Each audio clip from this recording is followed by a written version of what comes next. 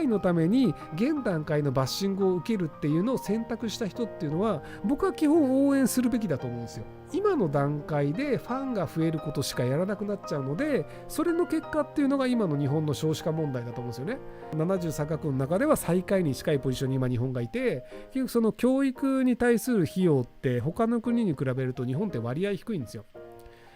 種を植える人が理解できない人々的なタイトルにしたんですけど、最近その小泉進次郎環境大臣がプラスチックのスプーンだったりを有料化するっていうのを、こう発表して、だいぶバッシング受けてるんですよね。要はそのコンビニとかでプラスチックのスプーンとかいちいちそのなんか必要ですかとか聞くのはコンビニの店員さんがめんどくさいとか、じゃあそのプラスチックのスプーンとかを作ってる工場の人たちっていうのが、仕事なくなっちゃうよねとかで、そもそも論プラスチックのスプーンっていうか、そのスプーンなんか持ち歩いたりしねえよっていう話があるんですけど、でこれがじゃあだからめんどくさいからやらない方がいいよねっていうのが今現在の考え方の人たちなんですよ。要は今現在じゃあ全て無料になってるスプーンにお金払うの嫌だよねって、それはそうですよと。でそのじゃあスプーンを作ってる人たちの工場の仕事もなくなる、それは良くないよね、それはそうですよと。ただじゃあなんでスプーンをなくさなきゃいけないのか、なんでじゃあプラスチックごみを減らさなきゃいけないのかっていうところに考えると、じゃあ地球環境においてプラスチックスプーンを減らす必要性は全くないのであるっていう主張をするならいいんですけど、でその海洋にプラスチックがいっぱい流れている問題とかって、大体中国とかベトナムとか東南アジアの人たちがガンガンビニール袋とか流してるので、実は日本がそこまで頑張る必要ないよねっていうのは現時点ではそうなんですよ。で今 CO2 その二酸化炭素って出さない方がいいよねっていうのがあって、でその京都議定書とか一応日本も批准してるんですけど、ヨーロッパの方って CO2 をいっぱい出してる国はペナルティとしてお金を払って CO2 をあまり出してない国から CO2 を排出する権利を買うっていうので、もうお金が動いてるんですよ。要はその CO2 を減らさなきゃいけない、みんなで頑張りましょうって言っても別に目標だけだとみんな頑張らないので、ペナルティをつけたんですよ。この国は CO2 はここまで出していいです。ただそれ以上出すんだったら出していい量というのを他の国から買ってください。でそうすると CO2 を排出を減らした国はそこの余った分を他の国に売るっていうことでお金がもらえるんですよ。っていうそのお金のメリットっていうのを出すことで EU 内で CO2 を全体の排出を減らそうっていうのをやってるんですよ。でその CO2 の排出権取引って中国も参加するって言い出し始めてるんですよ。で彼らはどうせ嘘つくし、じゃあ CO2 減りましたって言って全然減ってないじゃんみたいになるとは思うんですけど、とはいえ表向きそういう形で CO2 を減らそうっていうのは世界中で進んでるんですよね。でそうすると日本のじゃあプラスチックなんか別に燃やせばいいじゃんっ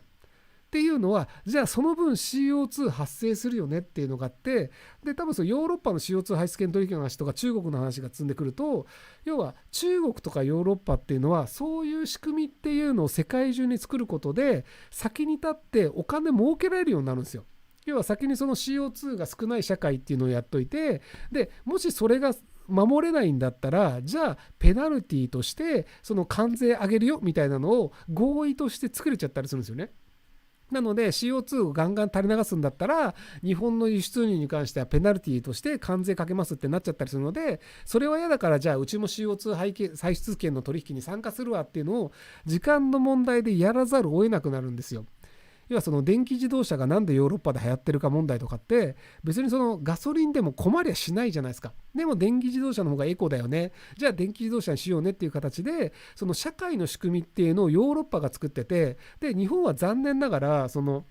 政治的な影響力と発言権は国際的にはもうだんだん薄れてきてるので、もう言われたら従うしかないんですよ。なので CO2 なるべく減らさなきゃいけないよねっていうのと、じゃあその CO2 排出権問題っていうのがそうなりますよねと。で今度次に来るのがスターバックスとか日本でもそうだと思うんですけど、ストローをつけなくなったんですよね。でスターバックスとか行くとストローがプラスチックじゃなくて紙製のストローになったりとかで、フランスだとマクドナルドとかでもそのマックシェイクとかで紙のストローとかがついてきて超飲みづらいんですけど、っていう感じで、そのプラスチックを使うのを減らそう、ペットボトルを減らそうっていう運動が今割とやられてるんですよ。そういうのを気にしている系の国では。で、多分時間の問題でプラスチックの排出量を減らすためにはどうすればいいかって話になって、じゃあプラスチックをいっぱい捨ててる国はペナルティを課そうっていう同じ論理が成立すると思うんですよ。っていう風になるので、じゃあ現時点からプラスチックごみっていうのがない社会にしといた方が長期的に得だよねっていうのを考えると、小泉進次郎環境大臣がやったプラスチックごみを有料化することで減らすっていうのは未来においては正しい行為なんですよ。なので、その未来の日本とか未来の子どもたちとか、そもそも地球環境、海にプラスチックガンガン捨てるのいいよねっていう人いるんだけど、海の生き物とかが50年後とか見せてた方がいいのでゴミ減らした方がいいなって思うのであれば、小泉進次郎さんがやったことは正しいことなんですよ。ただ現段階の日本人はそれが理解できないので、小泉環境大臣をバッシングする方向になっちゃってるんですよね。その有料化するのは良くないよねっていうので、それが僕は要は未来のために種を植えてる人に対してそれをなんか文句言っちゃってる人たちのように見えるんですよ。で、仮にじゃあプラスチックのスプーンに有料化するのが良くなかった、他にもいい方法があるかもしれませんと。例えばCO2 を全く排出しなくてプラスチックを突然消せる技術だったりとか、プラスチックを完全に土に戻せるような技術とかができる可能性もありますよ。なので別にそれやらなくてもよかったよねって将来なるかもしれないんですけど、要は未来のために今のペナルティを受けるっていうのを小泉進次郎さんは選んだんですよ。要は今の人たちにとってはスプーン有料化したら損するじゃんとかで、要は敵を作るだけなんですよね。プラスチック産業の人だったりとかコンビニの店員さんがめんどくせえみたいな。なのでただ未来のために現段階のバッシングを受けるっていうのを選択した人っていうのは僕は基本応援するべきだと思うんですよ。要はそうしないと今の段階でファンが増えることしかやらなくなっちゃうので、それの結果っていうのが今の日本の少子化問題だと思うんですよね。